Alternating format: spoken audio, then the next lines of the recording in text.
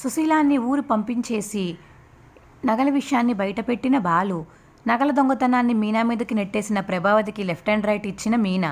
అసలు ఇంతకు ఏం జరిగిందో తెలుసుకోవాలనుకుంటే మా ఛానల్ని ఇప్పుడే సబ్స్క్రైబ్ చేసుకోండి.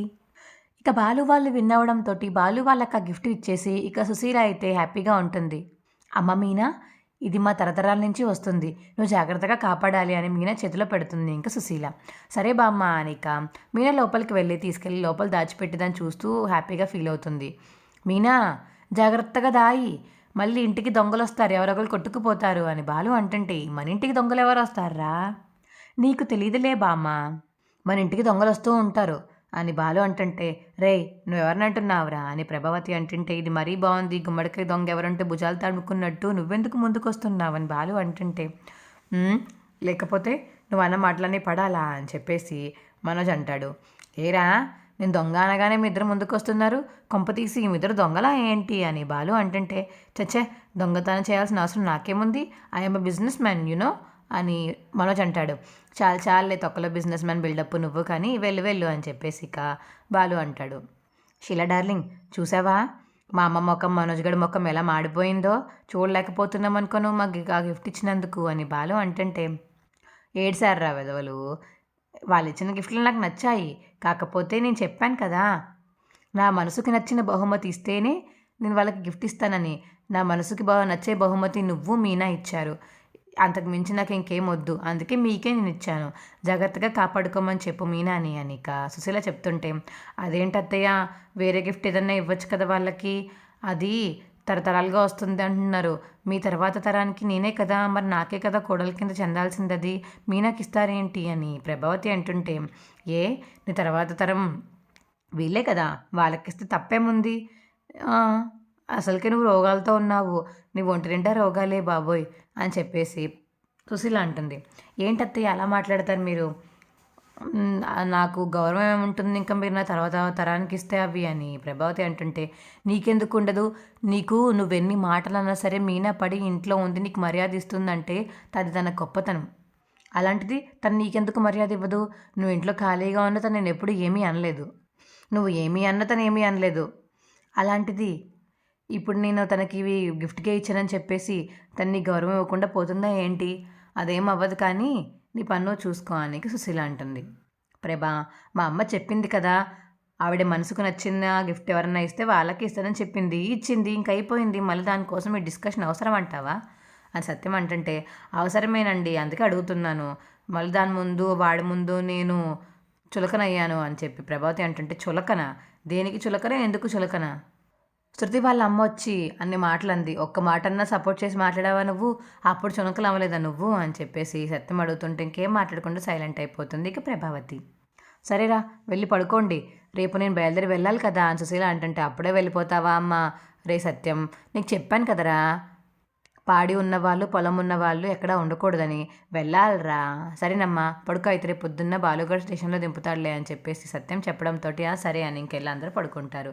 ఇంక ఉదయం అయ్యాక, అమ్మ మీనా వెళ్ళొస్తానమ్మా, జాగ్రత్తగా ఉండు, ఆ ప్రభాతి ఏమన్నా అంటే పట్టించుకోకు, ఏమన్నా అంటే నాకు ఫోన్ చేయి, ఇప్పుడు శృతి కొత్త ఫోన్ ఇచ్చింది కదా, నాకు వీడియో కాల్ చేయి, నేను వీడియో కాల్లోనే రేపు పెడతాను మీ అత్తకి అని సుశీల అంటుంటే, అయ్యో పర్లేదు బామ్మగారు, మీరు జాగ్రత్తగా వెళ్ళి ఆరోగ్యంగా ఉండండి అని మీనా అంటుంది. సరేనమ్మా వెళ్ళొస్తాను అని ఇంక ఇంట్లో వాళ్ళందరికీ చెప్పేసి సుశీల అయితే బయలుదేరుతుంది. ఇంక సుశీలని కారు ఎక్కించుకుని బాలు అయితే తీసుకువెళ్ళి బస్ స్టాండ్ దగ్గర దింపుతాడు.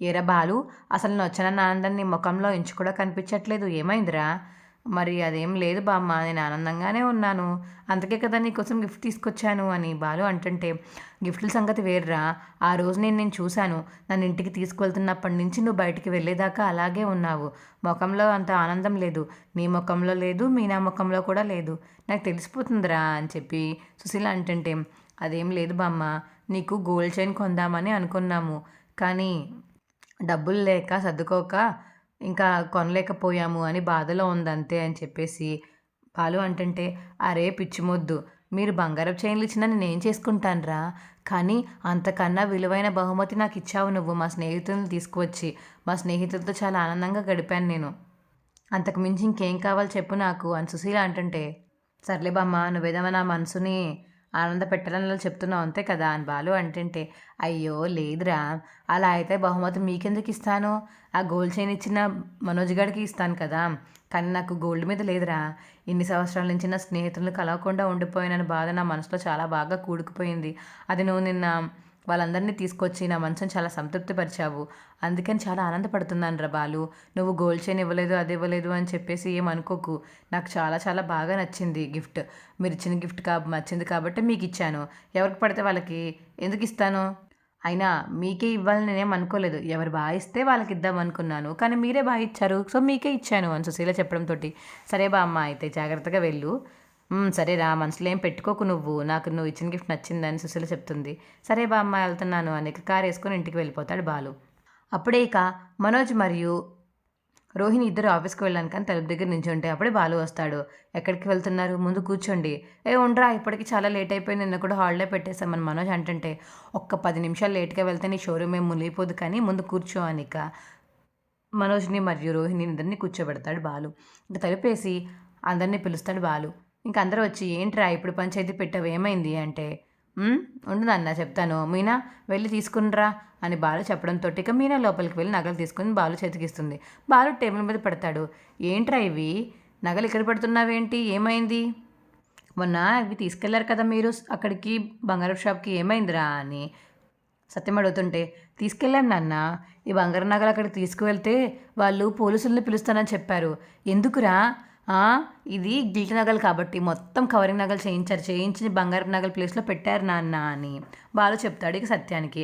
ఇంకా మనోజ్ మరియు ప్రభావతి షాక్తో అలా ఉండిపోతారు. ఏంటి ఇవి గిల్ట్ నగలా, అదేంటి అని ఇంకా సత్యం చూస్తూ ఉంటాడు. అవునరా, ఇవి గిల్ట్ నగలు తెలిసిపోతున్నాయి, అదేంటి ఆ ప్లేస్లోకి బంగారం నగలలోకి ఈ నగలు ఎలా వచ్చాయి అని సత్యం అంటుంటే, ఏమో నాన్న తీసినావెన్నా అడుగు అని చెప్పేసి బాలు అంటాడు. ఏంటి ప్రభా, ఏంటి నగలు మారిపోయాయి ఏంటి అని సత్యం అడుగుతుంటే, నన్ను అడుగుతారు ఏంటండి, ఆ తీసిచ్చింది నేను అలాగే తీసుకెళ్ళి బీరువాలో పెట్టి ఇప్పుడే తీశాను, నన్ను అంటారేంటి మీరు అని ప్రభావతి అంటుంటే, అలా కాదు, ఇన్ని రోజులు నగలు నీ దగ్గరే ఉన్నాయి కదా, అసలు ఏమయ్యాయి, ఎవరికైనా ఇచ్చావా నువ్వు అని సత్యం అడుగుతుంటే, ఊరుకోండి, దాని నగలు నేనెందుకు ముట్టుకుంటాను, నాకేం అవసరం, దాని నగలు అలా పెట్టిందో అలాగే తీసుకెళ్ళి నేను లోపల తీసి బయటికి తీసి ఇప్పుడే ఇచ్చాను మీకు అని ఇక ప్రభావతి చెప్పడంతో సత్యం అయితే ఇంకా అలా షాక్లో ఉండిపోతాడు. ఇదేంటి ఎవరు తీయకపోతే ఎలా పోయినాయి అని చెప్పేసి.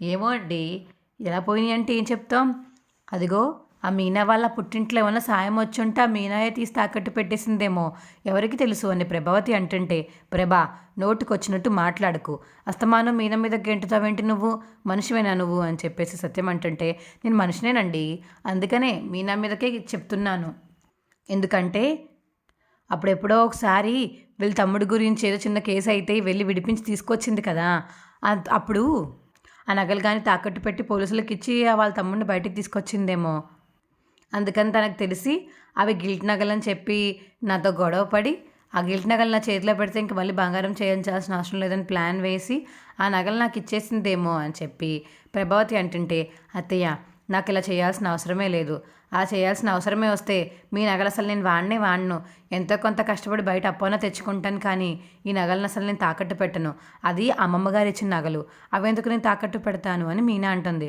ఏమోనమ్మా, ఇప్పుడు ఇన్నోసెంట్గానే ఉంటారు, అవి తీసుకెళ్ళి తాకట్టు పెట్టేసి డబ్బులు తీసుకెళ్ళి ఇచ్చేసినప్పుడు లేదు, ఇప్పుడు ఆ గిల్ట్ నగలు నా చేతిలో పెట్టేసి మళ్ళీ ఇప్పుడు నన్ను అంటున్నారా అని చెప్పేసి ప్రభావతి అంటుంటే, ఏంటి మీనా మీద గెంటుతున్నావు, నీకు ఇంకా వేరే ప్లాన్లేం లేవా, చేసిందంతా నువ్వు వాడే చేసి ఉంటారు నాకు తెలిసినంత వరకు అని బాలు అంటుంటే, ఊరుకోరా, వాడికి ఎందుకు ఇస్తాను, వాడే ఒక బిజినెస్ మ్యాన్, రోహిణి వాళ్ళ నాన్నే ఇచ్చారు 25 లక్షలు, ఇంకెందుకు నీ నగలు తీసుకుంటాడు, మీ ఆవిడ నగలు తీసుకుంటాడు చెప్పా మనోజ్ గాడు అని ప్రభావతి అంటుంది.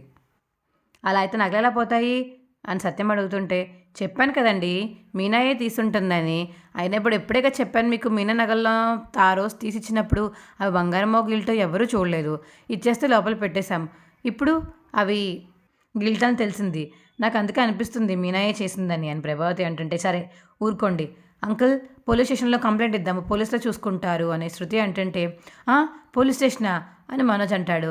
ఏరా పోలీస్ స్టేషన్ అంటే అంత ఉలిక్కి పడుతున్నావు, ఏం నువ్వు కానీ దొబ్బేసావా ఏంటి నగలు అని బాలు అడుగుతుంటే, లేదు, ఇంట్లో సామాన్ల గురించి ఇంట్లో విషయాల గురించి పోలీసులకి ఎందుకు చెప్తారు అని చెప్పి మనోజ్ అంటుంటే, ఏరా దొంగ మా మీనా అంటున్నారు, పోలీసులకు చెప్పకపోతే అసలైన దొంగ బయటికి ఎలా వస్తాడు చెప్పు అని బాలు అంటుంటే, అత్తయ్య నేను నా నగలు మీకు ఇచ్చాను, నేను అవి గిల్ట్ నగలు కాదు, నావి బంగారపు నగలు, నేను మా తమ్ముడి కోసం ఏనాడు తాకట్టు పెట్టలేదు అని మీనా అంటుంటే, ఏది నువ్వు ఇచ్చింది బంగారమే అని ప్రూఫ్ ఏది అని ప్రభావతి అడుగుతుంటే, ఇక మీనా ఏడుస్తూ అలా ఉండిపోతుంది. సరే మీనా, నువ్వు పట్టించుకోకు దాని మాటలు, దాని గురించి నీకు తెలిసిందే కదమ్మా, ఈ విషయం ఇక్కడితో వదిలేయండి, నేను కనుక్కుంటాను బంగారం ఎవరు దొంగతనం చేశారో నేను కనుక్కుంటాను అని సత్యం అనేసి ఇంక రూమ్లోకి వెళ్ళిపోతాడు. మీనా కిచెన్లోకి వెళ్ళిపోతుంది. మీనా వెనకాలే బాలు వెళ్ళి, మీనా బాధపడకు మీనా, మా అమ్మ గురించి తెలుసు కదా నీకు, ఎందుకంత బాధపడుతున్నావు నువ్వు అని బాలు అడుగుతుంటే, ఇంకేం బాధపడడానికి ఏం లేదు చెప్పండి, మీ అమ్మగారు నేను చేయలేని తప్పు కూడా చేశానని చెప్పేసి నన్నే తిడుతున్నారు, అది ఎవరు తీశారో కూడా తెలీదు, అలాంటిది కానీ నా మీదకి గింటుతున్నారు నేను గిల్ట్ నగలు ఇచ్చానని, నేను ఏనాడు బంగారం తాకట్టు పెట్టనండి, నాకు ఆ తాకట్టు పెట్టేంత అవసరం కూడా రాలేదు, కావాలంటే మిమ్మల్ని అడుగుతాను, లేదంటే అప్పన్నా తీసుకుంటాను, కానీ నా బంగారం మాత్రం తాకట్టు పెట్టనండి అని మీనా అంటుంది. నాకు తెలుసు మీనా నువ్వు ఎలాంటి దానివో, మా అమ్మకు తెలియకపోతే మనమేం చేస్తాం చెప్పు, అయినా ఆవిడ మాటలేవో ఆవిడ పడని, నువ్వెందుకు ఫీల్ అవుతున్నావు, ఆవిడ ఏదోటి అనుకుంటూనే ఉంటుంది, నోటికొచ్చిందల్లా మాట్లాడుతూనే ఉంటుంది, ఎందుకు నువ్వు ఫీల్ అవుతున్నావు, ఫీల్ అవ్వకు, ఆ బంగారం ఎవరు తీశారో నేను బయట పెడతాను, అందుకే చెప్పాను నీకు ఆ రోజే బంగారాన్ని తాకట్టు పెట్టడానికి వెళ్ళినప్పుడు బయటకు పెట్టేద్దాం చెప్పేద్దామని, నువ్వు ఎందుకులే అత్తయ్య వాళ్ళు అయితే ఒకవేళ బాధపడతారు, మళ్ళీ బామ్మగారి పుట్టినరోజు ఉందని చెప్పేసి నన్ను ఆపేశావు, ఇప్పుడు చూసావా ఇడ తిరిగి నీ మీదకే వేసింది మా అమ్మ, కనబెడదాం అని చెప్పేసి ఇక బాలు అంటే, సరేనండి ఎలాగన్నా కనిపెట్టాలి అని ఇంకా మీనా అంటుంది. ఇంకా ప్రభావతి మనోజ్ ఒక రూమ్లోకి వెళ్ళిపోయి, అమ్మ భలే కవర్ చేసావమ్మా, ఎంత బాగా కవర్ చేసావు తెలుసా, ఇంకా నేను దొరికేసానేమో, నా పని అయిపోయిందేమో అనుకున్నాను ఇందాక, కానీ నువ్వు కవర్ చేయడం వల్ల బతికిపోయాము అని మనోజ్ అంటుంటే, రేయ్ ఇప్పుడు బాగానే బతికిపోయాము, ఆ బాలుగాడికి కానీ ఏమైనా డౌట్ వచ్చి బయట ఎంక్వైరీ చేశారంటే నన్ను ఇంట్లోంచి బయటికి గెంటేస్తారు అని ప్రభావతి అంటుంది. అలాంటిది ఏం జరగదమ్మా, ఇప్పుడే కదా అనేసావు ఆల్రెడీ ఇలా అలా అని, ఇంకేం పట్టించుకోరులే అని మనోజ్ అంటుంటే, ఎందుకు పట్టించుకోర్రా, నేను సైలెంట్గా ఉన్నంతసేపు పట్టించుకోకపోతేనేమో మీనా మీదకి గేసాను కదా, ఇప్పుడు మీనా కంపల్సరీగా అది ఎవరు తీసారా అని కనిపెడతానికి వెళ్తుంది, వాళ్ళు ఏమీ ఊరుకోరు అని ఇక ప్రభావతి అంటుంటే, అదేంటమ్మా ఇప్పుడే కదా హ్యాపీగా ఉందాం అనుకుంటే ఇప్పుడే మళ్ళీ సాడ్ మోడ్లోకి గెంటేస్తున్నవేంటమ్మా, అదేరా కనిపెట్టడానికి వెళ్తారు కానీ కనిపెట్టాలి కదా అని ప్రభావతి అంటే, ఇంకా మనోజ్ అమ్మయ్య అంటాడు. ఇక బాలు నగలు ఎలా పోయాయని ఆలోచిస్తూ ఉంటే రాజేష్ దగ్గర నుంచి ఫోన్ వస్తుంది. చెప్పరా, ఏం లేదురా, మావిడ ఫ్రిడ్జ్ కొనమంటుంది, ఫ్రిడ్జ్ కొనడానికి వెళ్ళాలి, వెళ్దామా అని రాజేష్ అంటుంటే, వెళ్దాం రా, ఎక్కడికి వెళ్దాము, మీ అన్నయ్యకి షాప్ మాత్రం వద్దులేరా, మీ అన్నయ్య నిన్నే రానివ్వట్లేదు, నాకేం తగ్గిస్తాడులే కానీ ఇక్కడ కొత్తగా ఏదో పెట్టారంట, చాలా తక్కువ రేటుకి ఇస్తుందంట, వెళ్దామా అని రాజేష్ అంటుంటే, సరే వెళ్దాం పదరా, నేను వస్తాను రెడీ అయ్యి అని చెప్పేసి ఇక బాలు రెడీ అయ్యి వెళ్తుంటే, ఎక్కడికండి, రాజేష్ గారు ఫ్రిడ్జ్ కొనాలన్నాడే, ఫ్రిడ్జ్ కొని చూసొస్తాము అని ఇక బాలు అయితే వెళ్తాడు. సరేనండి అని మీనా అంటుంది. ఇక రాజేష్ బాలు ఆ షాప్కి వెళ్ళి ఏ ఫ్రిడ్జ్ బాగుందో చూసుకుంటారు. ఈ ఫ్రిడ్జ్ నచ్చింది తీసుకెళ్దామా సార్, ఇది ఎంత పడుతుంది సార్ అంటే చాలా తక్కువ రేట్ చెప్తాడు. అదేంటి సార్ అంత ఎక్కువ చెప్తున్నారు, మీకు బాగానే వస్తున్నాయి అయితే ఐటమ్స్, మా అన్నయ్య షాప్లో చాలా కాస్ట్ ఎక్కువ అని బాలు అంటుంటే, అంతేనమ్మా మా దగ్గర తక్కువగానే ఉంటాయి, మేము చాలా దూరం నుంచి చెప్పించుకుంటాం ఈ సామాన్లన్నీ అని అందులో షాప్ ఓనర్ అంటుంటే, అవునా సరే సార్ ఇదిగోండి అడ్వాన్స్ ఉంచండి, మేము మొత్తం డెలివరీ చేశాక మొత్తం అమౌంట్ కడతాము అని రాజేష్ ఇస్తుంటే డబ్బులు తీసుకుంటారు ఇక షాప్ ఓనర్. సరే వ్యాన్ ఎక్కించండి తీసుకువెళ్తాము అని రాజేష్ అంటుంటే, సరే మీరు బయట ఉండండి తీసుకువెళ్దు కానీ అని చెప్పడంతో బాలు రాజేష్ ఇద్దరు బయటికి మెల్లగా నడుచుకుంటూ వెళ్తుంటే అప్పుడే పోలీసులు వస్తారు. ఏరా దొంగ వ్యాపారం పెట్టి సామాన్లన్నీ అమ్ముకుంటున్నావేంట్రా ఎదవా అని చెప్పి పోలీస్ అయితే ఇంక ఓనర్ని పట్టుకోవడంతో, సార్ నా డబ్బులు ఇలా ఇచ్చేయండి, అడ్వాన్స్ ఇచ్చాను ఇప్పుడే నేను అని చెప్పేసి రాజేష్ అయితే ఓనర్ కాలర్ పట్టుకోవడంతో పోలీసులు అయితే, ఏంటి మీరేంట్రా వీళ్ళ మనుషులైనా, కాదు సార్ మేము ఫ్రిడ్జ్ కొనడానికి వచ్చాం, నాటకాలు ఆడకండి, అబద్ధాలు ఆడితే మిమ్మల్ని అరెస్ట్ చేయని అనుకుంటున్నారా, కానిస్టేబుల్ బాలుని ఇద్దరిని అరెస్ట్ చేస్తారు. ఇంకా కానిస్టేబుల్, రే ఫ్రిడ్జ్ కొనడానికి వెళ్ళి ఏంట్రా మనకిది, ఏమోరా నీ ఫ్రిడ్జ్ తక్కువ రేట్ అన్నావు, చూడు తీసుకొచ్చి జైల్లో పడేసావు, ఏం చేయాలో ఏంటో అని ఇంకా బాలు రాజేష్ అనుకుంటుంటే పోలీసులు అయితే ఇక మనోజ్కి ఫోన్ చేస్తారు దొంగలు దొరికారని. ఇంకా హడావిడిగా ఇంట్లోంచి బయలుదేరి పోలీస్ స్టేషన్కి అయితే వస్తాడు మనోజ్. ఇదిగో వీళ్ళైనా చూడు మీ ఫర్నిచర్ని ప్లస్ మీ డబ్బుల్ని దొంగతనం చేసింది వీళ్ళేనా అని పోలీసులు అడుగుతుంటే, అవును సార్ వీళ్ళు నలుగురే చేశారు సార్, మా షాప్కి వచ్చి ఇవన్నీ చేశారు సార్ అని మనోజ్ చెప్తుంటే, ఏమేమి ఐటమ్స్ పోయినాయో చెప్పు, మేము రాసుకుంటాము, అవి నీ షాప్కి డెలివరీ చేస్తాము అని పోలీసులు చెప్పడంతో సరే సార్ అని ఇక ఏమేమి పోయినాయో ఎంతవరకు పోయినాయో మనోజ్ అన్నీ చెప్తాడు. ఇక బాలు లోపల నుంచి మనోజ్లా ఉందని చూసి ఫోన్ తీసి వీడియో అయితే తీస్తాడు బాలు. ఇంకా వీడియో అంతా తీసాక మనోజ్ అంతా చెప్పడం అయిపోయాక మనోజ్ అయితే అక్కడి నుంచి వెళ్ళిపోతాడు. రేయ్ ఏంట్రా వీడియో తీస్తున్నావు, ఏమైంది అని రాజేష్ అడుగుతుంటే, మా ఇంట్లో నగలు పోయాయిరా, అవి ఎందుకు పోయాయో నాకు ఇప్పటిదాకా అర్థం కాలేదు, కానీ ఇప్పుడిప్పుడు అర్థమవుతుంది అని బాలు అంటుంటే, ఏమర్థమైందిరా, వాడి షాప్లో ఫర్నిచర్ పోయింది కదా, ఫర్నిచర్ అమ్మేశాడు, డబ్బులు వీళ్ళు తీసుకెళ్ళిపోయారు, వాడు స్టోరీ మొత్తం చెప్పాడు కదా, అలా జరిగిందంటే ఖచ్చితంగా డీలర్స్కి డబ్బులు కట్టాలి, ఆ డబ్బులు వీడి దగ్గర ఉండవు, ఖచ్చితంగా మీనా నగలు తీసి ఇచ్చుంటుంది మా అమ్మ, వీడు వెళ్ళి తాకట్టు పెట్టాడో మరి అమ్మేశాడో, 4 లక్షలు తీసుకొచ్చి డీలర్స్ కట్టేశాడు, నాకు తెలిసి ఇదే జరిగి ఉంటుంది అని బాలు అంటుంటే, నువ్వు ఎక్కువ ఊహించుకోకరా, మీ అన్నయ్య ఎవరన్నా అప్పడుగుండొచ్చు కదా, ఏమో అప్పడిగేంత సీను వీడికి లేదు, అడిగినా ఇచ్చేవాడు ఎవడు లేడు అని చెప్పేసి బాలు అంటే, సరే మనం ముందు స్టేషన్ నుంచి బయటికి వెళ్ళాలో చూడాలి అని చెప్పేసి పాదో రాజేష్ అంటారు. సార్ మేము నిజంగా వెళ్ళాం సార్, కానీ వెళ్ళింది ఫ్రిడ్జ్ కొనుక్కోవడానికి సార్, వాళ్ళల్లో మనుషులం కాదు సార్, మేము ఒకళ్ళం కాదు అని చెప్పేసి బాలు అంటుంటే, నోరు మీ అంటారు, అబద్ధాలు ఆడకండి అని పోలీసులు అంటారు. కావాలంటే వీళ్ళని అడగండి సార్, వీళ్ళు మనుషులం కాదు సార్ మేము అని ఇక చెప్తుంటే, అవును వీళ్ళు మా మనుషులు కాదు, వీళ్ళు ఎవరో బయట నుంచి వచ్చారు, ఫ్రిడ్జ్ కొనుక్కోవడానికి వచ్చారు అని చెప్పేసి ఇంకా షాప్ ఓనర్ చెప్పడంతో, కానిస్టేబుల్స్ వరదని రిలీజ్ చేయండి అని చెప్తాడు ఇక police. Thank you sir, thank you so much అని చెప్పేసి ఇంకా బయటికి వెళ్ళిపోతారు బాలు రాజేష్. రే ఇప్పుడు ఏం చేద్దాం అనుకుంటున్నావురా బాలు అని చెప్పేసి రాజేష్ అడుగుతుంటే, ముందు వెళ్ళి వీడియో మా ఇంట్లో అందరికీ చూపించాలిరా, మీనా అని మా అమ్మ చాలా అనరాని మాటలు అంది, ముందు ఈ నిజాన్ని బయట పెట్టాలి అని చెప్పేసి బాలు అంటుంటే, సరే నువ్వు ముందు వెళ్ళు, రే మరి డబ్బులు ఇవ్వలేదు, నేను డబ్బులు ఎలా కబడతాను లాగుతాను లేరా వాళ్ళ దగ్గర నుంచి, నువ్వు ముందు వెళ్ళి మీనా నిజ స్వరూపాన్ని బయటపెట్టు, మీనా ఏ తప్పు చేయలేదని చెప్పు అని చెప్పేసి రాజేష్ చెప్పడంతో ఇక బాలు అయితే ఇంటికి వెళ్తాడు. నాన్న నీకు ఒక సినిమా చూపించాలి.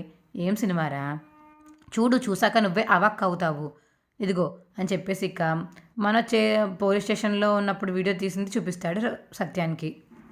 రేయ్ ఏంట్రా ఇది, షాప్లో నీకు లాస్ వచ్చిందా ఏంటి మావయ్య అని ఇంక రోహిణి ఫోన్ తీసుకుంటుంది. ఇంట్లో వాళ్ళందరూ ఆ వీడియో చూస్తారు.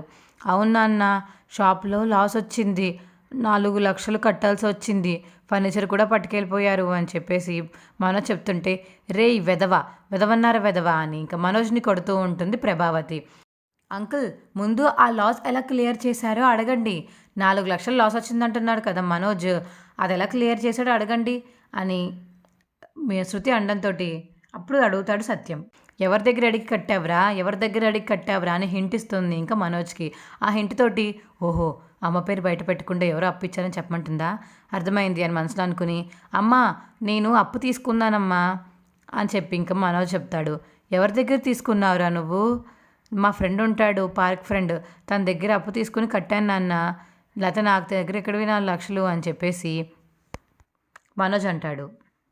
ఖచ్చితంగా సీరియల్లో ఇలాగే జరగబోతుంది. మా వీడియో కనుక నచ్చితే మా వీడియోని లైక్ చేసి మా ఛానల్ని సబ్స్క్రైబ్ చేసుకోండి, పక్కనే ఉన్న గంట సింబల్ మీద క్లిక్ చేయండి, అప్పుడే మేము చేసే వీడియోలు మీకు వస్తాయి. మా వీడియో మీకు ఎలా అనిపించిందో కింద కామెంట్ సెక్షన్లో తెలియచేయండి. Bye friends.